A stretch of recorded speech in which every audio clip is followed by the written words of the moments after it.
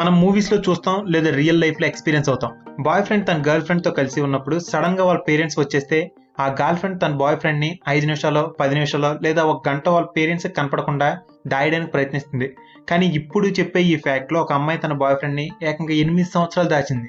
అసలు విషయానికి వెళ్తే వల్బుర్గా డోలీ అనే ఆవిడ అమెరికాలోని టెక్స్టైల్ మ్యానుఫ్యాక్చర్ చేసే ఫ్రెడ్ విలియం అనే అతన్ని పెళ్లి చేసుకుంది.